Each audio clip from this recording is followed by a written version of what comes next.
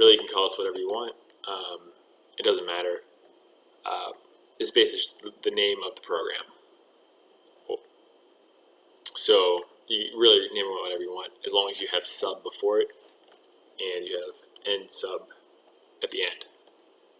Beyond that, it doesn't really matter.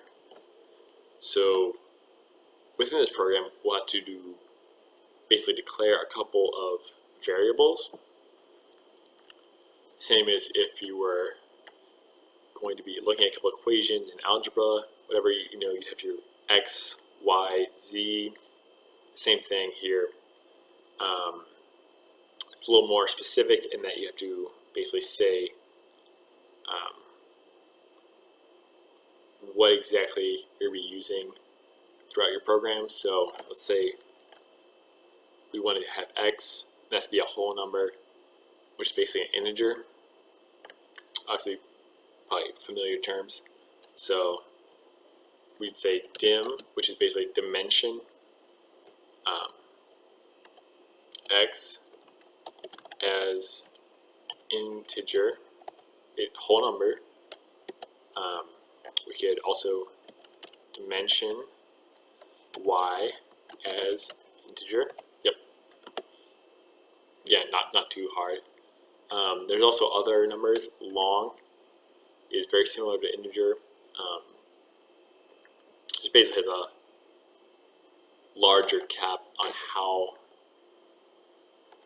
much it can grow.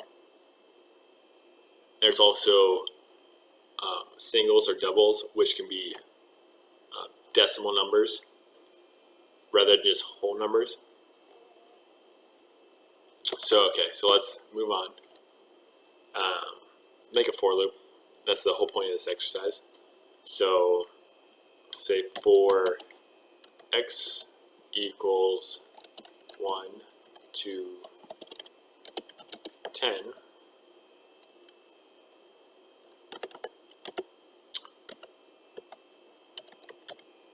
so to end a for loop, say next.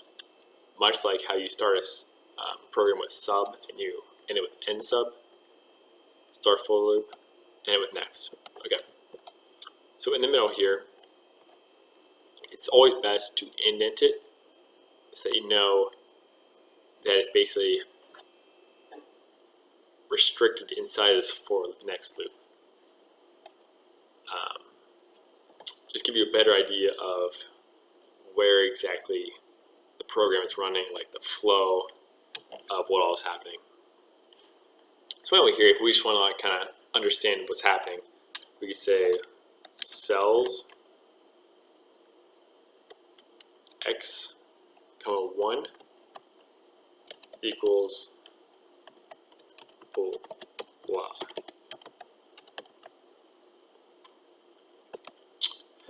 So if we ran this program, we're not going to see it right now, but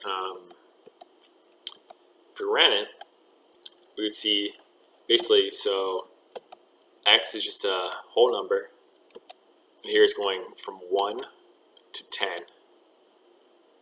And so here the cells basically row and then column. So each time it's going through this from 1 to 10, 1, it's putting that blah in that cell, and then it's going to this next and going back up here, and then x equals 2. It goes through it and through it and through it until it's up to 10. So let's run it real quick. Let's press F5 to run. So let's go back here, book 1. Here we can see 1 to 10, blah. Pretty straightforward. So one thing I've been asked is, especially in the other videos of my channel, we looked at basically a number of subtitles for a movie. We went next to,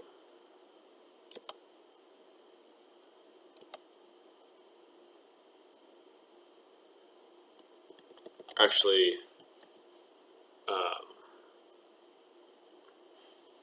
not next, but step 2. So the difference here is actually if we go back and we delete all these things, just basically highlight everything and push delete, when you step 2, or you step anything, you can set any number here.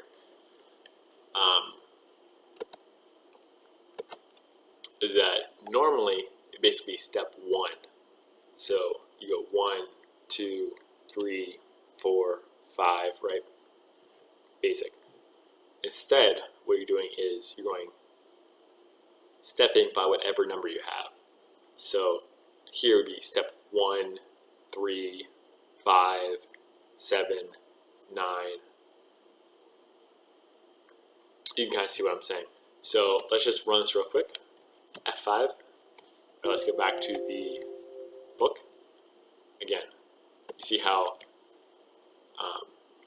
1 to 10, but we're stepping 2 every time. So we're going 1, basically we're stepping 2, so then we're going straight down to 3, straight down to 5.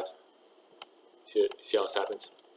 So alternatively, we could go delete all these things, just clear the book real quick.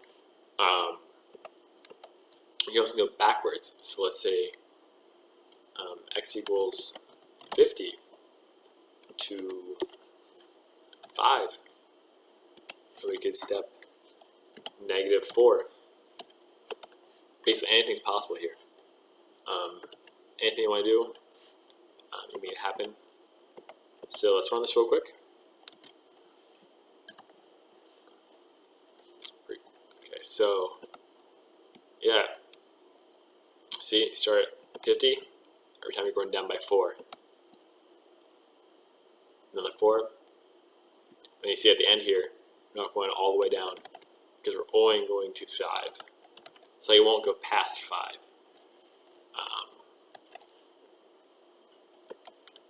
So yeah, that's basically how a for loop works. There's definitely a lot more that can be done.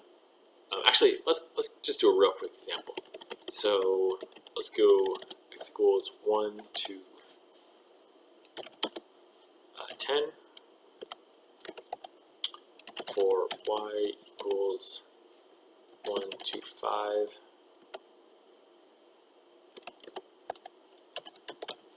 Create on the next. Block this in. You see how we're kind of indenting each time that you move in. But here, see, x and y are both variables. And so if you have these within each other, each time, we'll go 1, but then it'll go 1, 2, 3, 4, 5 of y, and then go back out and say x equals 2. And for when x is 2, y equals 1, 2, 3, 4, 5. You see how that can happen? Let's delete all this. We don't need that. It's all garbage. Going back to the top. From x equals 1 to 5, x equals 1 to 10, and y equals 1 to 5. We'll just put blah. Or actually, instead of that, let's just do x plus y.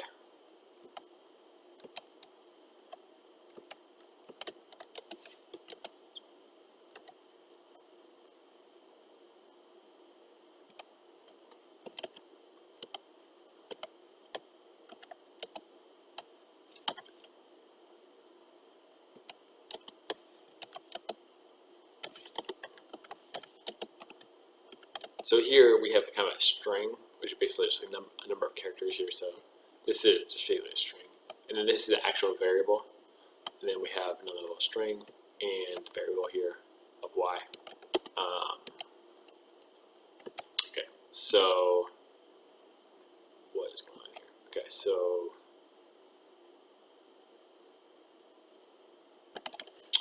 let me add the and there, which we were missing before. Okay. Trying to save, but not thinking through that. Okay, so anyway, press F5 to run through this. Let's go back.